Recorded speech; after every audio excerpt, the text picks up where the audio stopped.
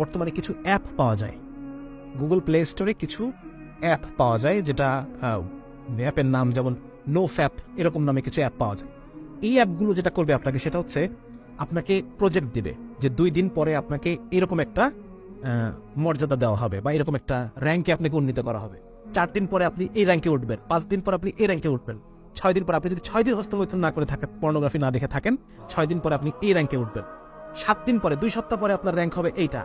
এই যে আপনি যখন অ্যাচিভ করতেছেন একটা র্যাঙ্ক, এটা আপনার মানে ব্রেনে একটা ডোপামিন সিক্রেশন দিবে, যেটা আপনাকে একটা ফিল গুড, একটা অ্যাচিভমেন্ট, এটা আপনি ফিল করতে পারবেন। যার কারণে আপনি একটা কোনো একটা এই যে মানে পর্নোগ্রাফি অ্যাডিকশন, অ্যান্টি পর্নোগ্রাফি কোনো একটা অ্যাপ আপনার মোবাইলে আপনি ডাউনলোড করতে পারেন, এবং ডাউনলোড করে সেটা অনুযায়ী আপনি ডেইলি নিজের ছোট ছোট টার্গেট ফিক্স করতে পারেন।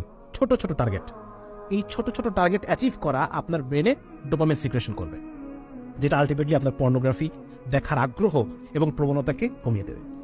একটা জিনিস খেয়াল করে দেখেন, আমরা কিন্তু এখানে অনেকগুলো সাজেশন দিয়েছি, কোনো একটা সাজেশন ফলো করে আপনি কিন্তু এখানে সফল হতে পারবেন না। এই সবগুলো মিলেই আপনাকে চেষ্টা করতে হবে।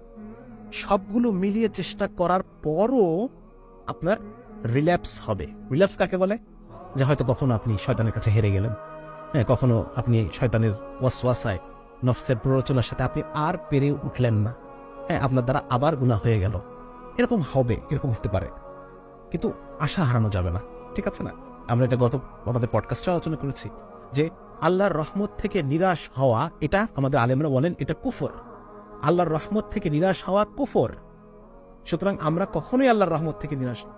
আমরা রাসূল সাল্লাল্লাহু আলাইহি ওয়াসাল্লামের সেই হাদিসে বিশ্বাস করি, বান্দা যদি এক আকাশ পরিমাণ গুনাহ নিয়ে আমার সামনে আসে, আল্লাহ রাব্বুল আলামিন তার চাইতেও বেশি রহমত নিয়ে বান্দার সাথে সাক্ষাৎ করবেন। সুবহানাল্লাহ। সুতরাং আমরা গুনাহ করতে করতে কখনোই আল্লাহর রহমতকে ক্রস করে যেতে পারবো না, ঠিক আছে না? আপনি যদি মনে করেন যে না, আমি তো জীবনে বহুবার তওবা করেছি, আমি আবার কেন তওবা করব? আরে আমি তো গাদ্দার, বারবার আমি কথা দিয়ে কথা রাখি না, ঠিক আছে না? এরকম এই কথাটা শয়তানের পক্ষ থেকে। আপনি বারবার আল্লাহর কাছে ওয়াদা করবেন, আল্লাহ তাআলা এগুলোতে মাইন্ড, এমন না যে আল্লাহ তাআলা মাইন্ড করবেন, এরকম না। বরং ব্যাপারটা এরকম যে আমি বারবার আল্লাহর কাছে তওবা করব, এবং আমার শাইখ বলেন যে তওবার অভ্যাস তৈরি করা। তওবার অভ্যাস একদম অন্তর থেকে পরিপূর্ণ তওবা, খালেস। এমন না যে আমি তওবা করলাম কিন্তু মনের মধ্যে আছে যে আমি আবার গুনাহ করব, না।